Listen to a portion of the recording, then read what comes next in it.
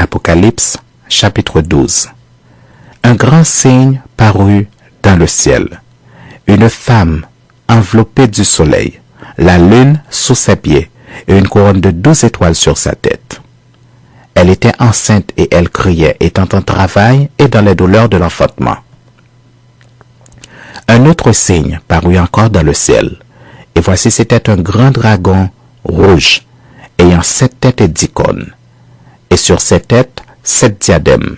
Sa queue entraînait le tiers des étoiles du ciel et les jetait sur la terre. Le dragon se tint devant la femme qui allait enfanter, afin de dévorer son enfant lorsqu'elle aurait enfanté. Elle enfanta un fils qui doit paître toutes les nations avec une verge de fer, et son enfant fut enlevé vers Dieu et vers son trône. Et la femme s'enfuit dans le désert où elle avait un lieu préparé par Dieu, afin qu'elle y fût nourrie pendant 1260 jours. Il y eut guerre dans le ciel. Michel et ses anges combattirent contre le dragon, et le dragon et ses anges combattirent. Mais ils ne furent pas les plus forts, et leur place ne fut plus trouvée dans le ciel. Et il fut précipité le grand dragon, le serpent ancien, appelé le diable et Satan, celui qui séduit toute la terre. Il fut précipité sur la terre, et ses anges furent précipités avec lui. Et j'entendis dans le ciel une voix forte qui disait, « Maintenant le salut est arrivé, et la puissance et le règne de notre Dieu et l'autorité de son Christ, car il a été précipité l'accusateur de nos frères, celui qui les accusait devant notre Dieu jour et nuit.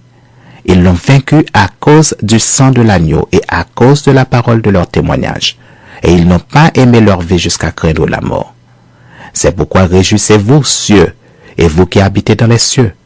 Malheur à la terre et à la mer, car le diable est descendu vers vous, animé d'une grande colère, sachant qu'il a peu de temps.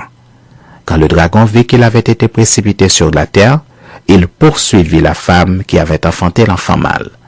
Et les 2 ailes du grand aigle furent données à la femme afin qu'elle s'envolât au désert vers son lieu où elle est nourrie un temps, des temps et la moitié d'un temps, loin de la face du serpent.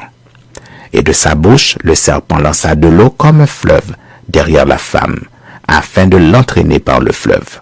Et la terre secourut la femme, et la terre ouvrit sa bouche et engloutit le fleuve que le dragon avait lancé de sa bouche.